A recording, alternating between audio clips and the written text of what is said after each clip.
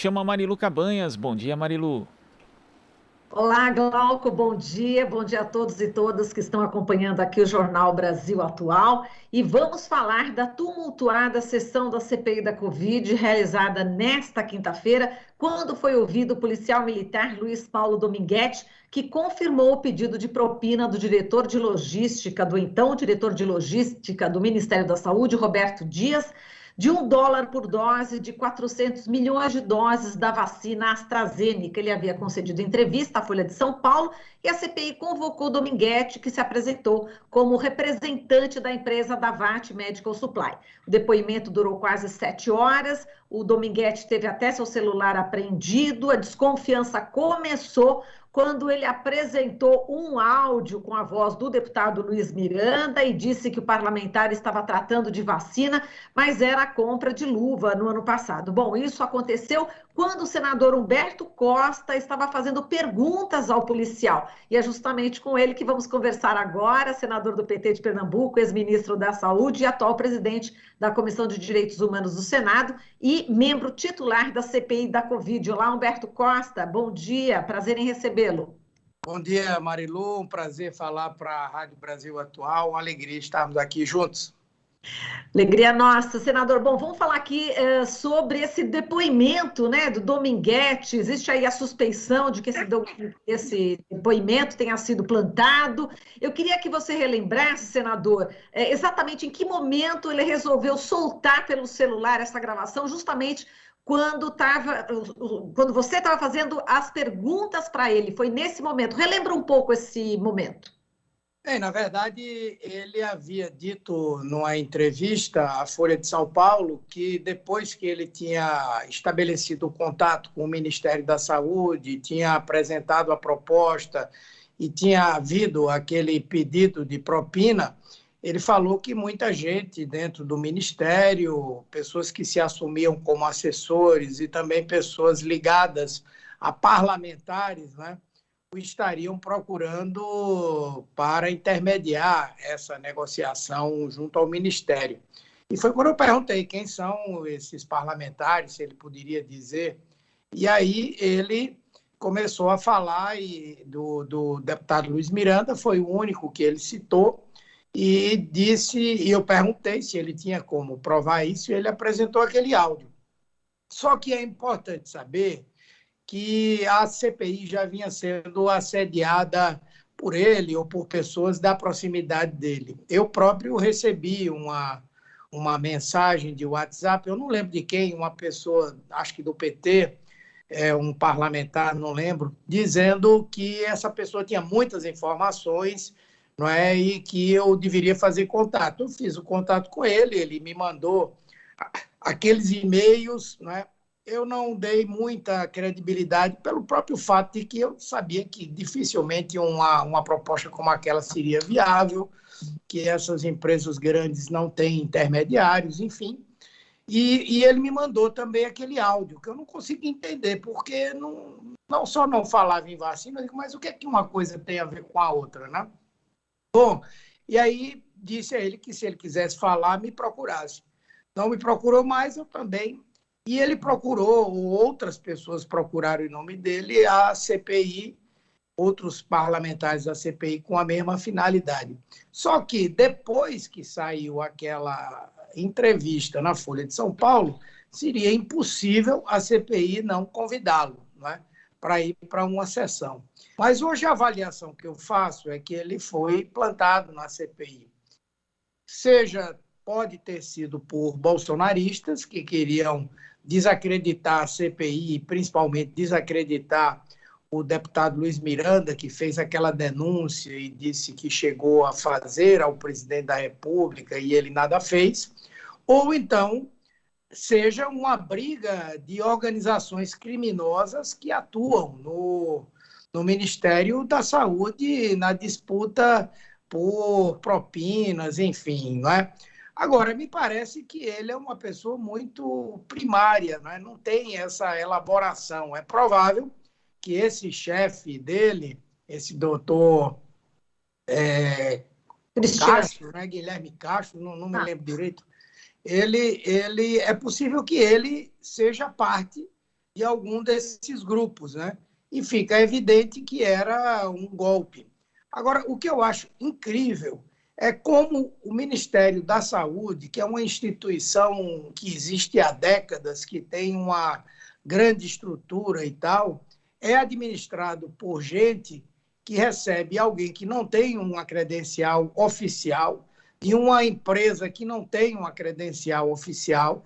Essa pessoa se reúne com o diretor de logística, apresenta uma proposta ilusória, recebe uma proposta de propina e ainda se reúne com o secretário executivo do Ministério, que é uma espécie de vice-ministro. É preciso que exista uma bagunça tão grande, não é? Que a institucionalidade esteja completamente comprometida. Esse episódio é a cara do governo Bolsonaro. Agora, senador, a ideia é fazer a cariação entre ele, o chefe o Cristiano e outras personalidades aí envolvidas, né? Pessoas Não, ou não, acho não. que não. Provavelmente nós vamos chamar esse chefe dele, né? Porque parece, além de ser um golpista, parece ser alguém que tem relações lá dentro do Ministério. Você sabe que aquele Roberto Dias é o representante do grupo do deputado Ricardo Barros e certamente de outras pessoas do Centrão. Deve ser parte de um esquema, não é? E é preciso saber se esse cidadão da VAT ele é parte, ou pelo menos ele dá suporte a um outro grupo, não é? Eu acho que Que você está me ouvindo? Alô? Está o ouvindo? VAT. Agora sim, parece que deu uma, congelou um pouco, parece que Esse outro cidadão, o dono, o CEO da CEO, VAT, não é? Parece ser parte de um outro sim, grupo, ou e pelo menos congelou outra foi vez. instrumentalizado, pelo menos. Alô, tá me ouvindo? Incrível, quando fala desse homem, parece que dá uma travada. Vamos É. novamente E retomar, aí senador. ele pode ser parte de um outro grupo que disputa propinas e outras benesses com esse grupo do PP, não é? Agora, outra coisa incrível desse episódio é a quantidade de militares da ativa envolvidos nisso, né? É uma coisa impressionante. Se vendeu aí durante muito tempo que as Forças Armadas eram instituições incorruptíveis e nós estamos vendo que é formada por seres humanos iguais aos demais. Exato. Agora, senador, tocando ainda em Ricardo Barros, existe aí uma briga interna no Centrão, né? Então, enfim, tem o grupo do Arthur Lira, né, que é o presidente da Câmara, e também o grupo do Ricardo Barros. Parece que existe, então, esse interesse em tentar cada vez mais isolar o Ricardo Barros, na sua opinião? Como é que você está vendo essa briga? Eu acho que há, não é? Agora, eu acho que é muito difícil. O Ricardo Barros, lá no Centrão, ele tem a sua ação própria, o seu grupo próprio, mas ele é parte desse Centrão, é parte desse equilíbrio. Então, não é tão fácil jogá-lo ao mar nessa altura do campeonato. Isso pode representar digamos assim, um golpe importante na unidade do Centrão, e, ao mesmo tempo, pode representar uma perda de apoio significativo parlamentar para o governo, porque ele tem a sua bancada. Essas benesses que ele deve recolher dos ministérios e tal, uma parte, sem dúvida, deve abastecer a participação política de outros parlamentares, do PP e de outros partidos. Então, o governo está, na minha avaliação, numa encruzilhada. Ele não pode assumir a paternidade nem fechar os olhos às irregularidades que o Ricardo Barros pode ter praticado, mas, por outro lado, ele não pode abrir mão do apoio dele e dessa parcela do Centrão que está com ele. Muito bem. Agora, os senadores governistas, nessa sessão de ontem, né, estavam com um comportamento bastante estranho, né, em relação a esse depoente, né, que estava ali para fazer cobrança, né, de propina dentro do Ministério da Saúde, E o próprio Dominguete parecia que estava muito calmo, né? Não sei a impressão que eu tive, qual que foi a sensação de vocês também. Ele, às vezes, relaxado na cadeira, a expressão corporal dele também revela alguma coisa, né? Em relação à tensão ou não, aí pela sua experiência, né, senador? E fala também o comportamento aí dos Eu governantes. acho que realmente ele contou, eu até comentei na minha fala, né? E lá em Pernambuco a gente chama assim, uma conversa aprumada, né? Ele Sim. tinha começo, meio, fim, muito tranquilo, muito seguro, e isso geralmente é das pessoas que estão muito claramente preparadas. Mas ao final do dia, a minha impressão é que ele é uma pessoa primária, não é? Muito pouco, enfim, vamos dizer, psicologicamente e intelectualmente preparada, e me parece que foi utilizada talvez até com uma boa intenção, não é? Me parece que ele é um bolsonarista que alguém convenceu que seria bom para ele pessoalmente, em termos de benefícios que teria, agir daquela maneira, e ao mesmo tempo isso casava com a visão político-ideológica dele, não é? Agora, a tropa bolsonarista é que fez uma aposta equivocada, não é? Aquele áudio do Luiz Miranda, aquilo deve ter sido coisa organizada, arquitetada por eles. Só que eles não contavam com o fato de que o Luiz Miranda é uma pessoa obsessiva. Nós tivemos com ele algumas vezes, ele tem no celular dele todas as conversas que ele fez, todos os entendimentos que ele teve. Essa é uma das razões que me fazem acreditar que ele gravou o Bolsonaro. O Bolsonaro tem medo de atacá-lo. O Bolsonaro todo dia ataca a CPI, nos chamou de bandidos e tal. E esse que seria o maior bandido, que, na verdade, denunciou, não estou dizendo que estou dizendo que, na visão dele, seria que denunciou que ele não fez nada diante de uma denúncia tão grave, ele não manifesta uma única palavra. É sinal de que ele está com medo, que ele está acuado, que ele não sabe se o Luiz Miranda está blefando ou se tem, de fato, uma gravação. E ele sabe o que disse e sabe qual é o poder explosivo que essa fala dele para o Luiz Miranda tem. Pode explodir o Centrão e todo o governo dele, né? Exato, tanto que ele não desmentiu, né? O Bolsonaro até agora não desmentiu Nem nada, nada, nada, comentou, nem nem comentou. Não é que comentou. não desistiu, nem comentou, nem para dizer que foi bom, que foi ruim. Exato. Agora, o Omar Aziz, o presidente ali da CPI, na hora falou: não, o Luiz Miranda virá aqui na próxima semana e não vai ser secreta, não, porque a ideia é que seria uma sessão, também teria uma sessão secreta, enfim, para apresentar enfim, alguma prova. Como é que ficou essa situação também, Humberto?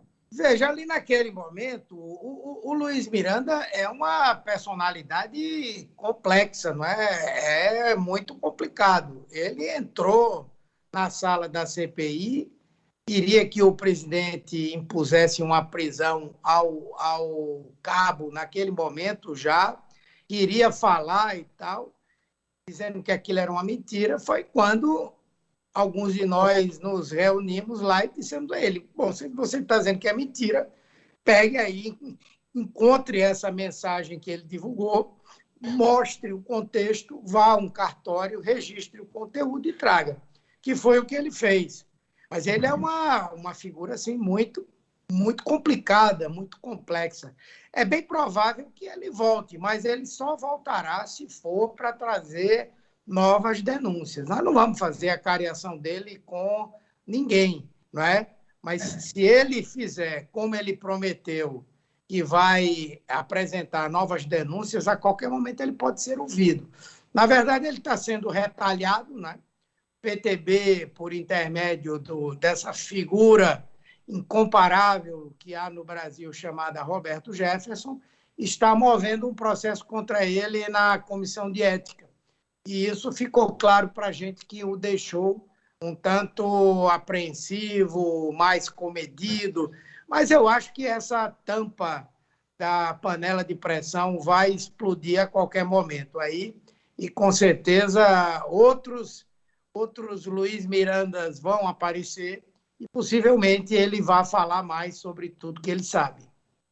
E, senador, outro momento de tensão na CPI ontem foi quando alguns parlamentares, alguns senadores estavam pedindo a prisão, né, do Dominguete, inclusive o próprio Contarato, ele, enfim, que entende, que é delegado e tal, ele diz que essa testemunha foi plantada e está em estado flagrancial do artigo 342, tem que dar voz de prisão a esse depoente, não só ele, outros também falaram, e o Omar Aziz sempre, né, ali cauteloso, falou, se negou, falou, não vou prendê-lo, enfim, como é que essa atitude também do Omar Aziz em não prender, vários senadores já pediram, inclusive, a prisão também de outro depoente. Queria que você comentasse um pouco a respeito dessa questão que é bastante delicada, né? Na verdade, naquele caso de ontem, eu acho que ele agiu bem em não prender, porque me parece que foi uma pessoa utilizada por esse esquema, né? Na época da ditadura, eles pegavam os jovens que começavam a participar e não tinham ainda uma fundamentação política maior, chamavam de inocentes úteis, né? O Cabo, eu acho que ele foi uma espécie de inocente útil nesse processo aí. Ele foi usado como instrumento de uma disputa política e financeira entre quadrilhas que atuam lá no Ministério da Saúde. Eu acho que essa é a questão mais possível. Ou foi instrumento do bolsonarismo. E a tropa de choque bolsonarista, ela estava ávida por isso. Eu estava lendo ontem uma matéria em que alguém que acompanha redes sociais disse que os bolsonaristas estavam prontos para inundar as redes, não é? Com aquele áudio dizendo que o Luiz Miranda era um bandido e tal. E, no final das contas, como eu terminei, por coincidência, me antecipando a perguntar a ele sobre parlamentares e tal, quebrou a graça que eles estavam preparando lá para a CPI, não é? E aí eles ficaram muito borocochôs. O próprio Flávio Bolsonaro, que vai lá em situações especiais para demonstrar apoio ou para dizer para as pessoas que estão indo depor que eles estão de olho nessas pessoas, ou vai para lá para nos intimidar, querer nos intimidar, ele chegou com muita assim, arrogância e tal. Depois ele baixou a bola, mas de noite eu fiquei sabendo que é também pelo fato de que ele vai ser investigado como um promotor de fake news, né, nesse processo do Supremo Tribunal Federal. Então, eu acho que eles baixaram a bola. Nessa condição, não acho que valesse a pena prender aquele cidadão, porque não serviria para nada. Quem deveria ter sido preso realmente era o Weingarten naquela oportunidade em que ele esteve lá. Né? Perfeito. E, senador, em relação agora, o foco principal aí é a Covaxin, enfim, é o que aconteceu com essa negociação da Covaxin, justamente essa, é isso? Sim, agora temos que trabalhar em cima dessa questão da Covaxin. E não vamos também deixar de trabalhar em cima desse pedido de propina, porque o principal personagem é comum às duas situações, e ele vai depor na CPI na próxima quarta-feira.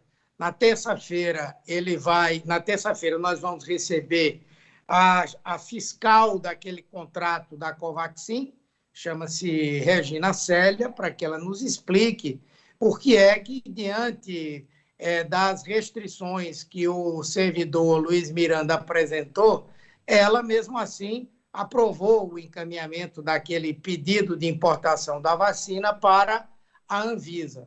Na quarta-feira, nós queremos ouvir esse Roberto Dias, que parece ser uma pessoa já de longa data, com uma expertise importante em termos de trabalhar com propinas, enfim, e que tem uma ligação evidente com o Ricardo Barros, não é? Primeiro porque dizem que a indicação dele foi do deputado, ex-deputado Bernardo Lupion, que, na verdade, Abelardo Lupion, que, na verdade, é ligado politicamente ao Ricardo Barros, não é? E é lá do Paraná. Segundo, porque ele teve um cargo de confiança no governo da doutora Borghetti, que é mulher do Ricardo Barros e que foi governadora durante 6 meses lá no Paraná, não é? E, portanto, o vínculo é muito, muito claro. Então, nós vamos ouvi-lo lá. E, na quinta-feira, nós devemos ouvir a diretora de Integridade do Ministério da Saúde, que é a funcionária da CGU, Carolina Paranhos, que foi denunciante daquele caso dos medicamentos de alto custo que foram comprados, pagos e não foram entregues pela Precisa por meio de outra empresa ligada a ela, que era a Global. Exato. Dom, só para complementar, o Roberto Dias já negou, né? Ele disse que negou, disse que não conhecia o Dominguete, enfim, que foi o Blanco, que conhecia o Blanco, passou a bola para ele.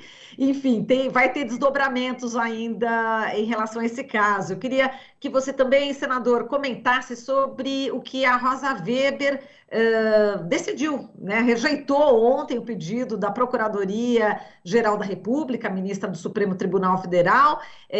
O PGR disse que era para aguardar a conclusão da CPI da Covid antes de decidir sobre uma possível investigação contra o presidente Bolsonaro por prevaricação. Na decisão dela, ela fez duras críticas ao posicionamento da PGR, disse que o órgão desincumbiu-se de seu papel constitucional e determinou a devolução do processo para que a equipe do Procurador-Geral Augusto Aras se manifeste sobre abertura ou não, né, da investigação. Como é que você viu esse posicionamento da Rosa Weber? Eu acho que nós só deveríamos entrar nessa discussão no relatório final, porque enquanto estivermos aí na pendência da escolha do próximo ministro do Supremo e na definição de se haverá ou não continuidade do atual grupo lá na PGR, não é? E tudo isso depende, de um lado, da indicação do presidente da República e, do outro, da aprovação do Senado Federal. Numa situação como essa, dificilmente a PGR vai querer se posicionar, porque, de um lado, eles têm a pretensão de fazer o próximo ministro do Supremo e, do outro, querem manter esse grupo à frente da Procuradoria-Geral. Então, eles vão fazer tudo o que Bolsonaro quer e vão também tentar não se envolver em algumas coisas que possam dificultar o apoio que eles possam ter no Senado Federal. Eu, pelo menos, considero que foi uma precipitação ter apresentado o pedido de abertura desse processo, e acho que nós podemos apresentar uma coisa muito mais robusta no relatório final, que nós já vamos entregar daqui a, talvez, 2 meses e meio, uma coisa assim, não é?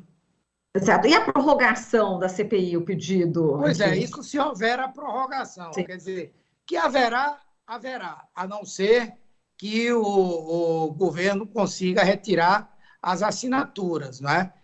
Mas eu acho que quem assinou e sair fora vai sofrer um desgaste profundo. A mim me parece que o presidente do Senado está agindo com esse objetivo, de dar tempo ao governo para tentar, pela pressão ou pela sedução, né, fazer com que alguns senadores retirem o apoio à prorrogação. Mas ele não tem qualquer possibilidade de impedir, até porque o que está dito no regimento interno é que ele tem apenas que ler o pedido da prorrogação. Ele não tem qualquer ingerência sobre o que fazer. Mas, se nós começarmos a notar que ele está fazendo isso mesmo, nós vamos começar a pressionar pelas redes sociais, com os nossos pronunciamentos, com as nossas falas na própria CPI e também com a pressão que eu acho que a mídia vai fazer. Exato. Em relação à quebra de sigilo, né, telemático, bancário, muita coisa deve vir à tona, né, senador? Nós estamos aí na expectativa de que cheguem mais coisas, mas principalmente estamos na expectativa de poder analisar o que já chegou. Eu acho que isso tudo vai mostrar muita coisa importante. Houve alguns pedidos de sigilo que não foram atendidos, ou seja, o Supremo suspendeu a nossa decisão por considerar que não havia sustentação suficiente para isso, mas nós pretendemos recorrer e apresentar mais subsídios para que algumas quebras sejam feitas, né? Entre elas das empresas de publicidade do governo, que é por onde todo esse processo de pagamento dos difusores de falsas notícias durante a pandemia foi utilizada, né? E paga. Perfeito, tá certo. Eu ia perguntar sobre o Bolsonaro, mas não vou perguntar, não, sobre o que ele está achando a respeito dessa participação do Dominguete. Vamos pular essa parte, senador. Eu agradeço aqui a sua participação. Um forte abraço, parabéns por sua atuação e a gente conversa durante os próximos dias, senador. Bem, muito obrigado, um prazer poder estar aqui com vocês. Um abraço a todo mundo da Rádio Brasil Atual. Obrigada, um abração. Falamos aqui com Humberto Costa, senador do PT de Pernambuco, ex-ministro da Saúde, atual presidente da Comissão de Direitos Humanos do Senado, ele que também é membro titular da CPI da Covid. Aqui você ouve as notícias que os outros não dão. Jornal Brasil Atual.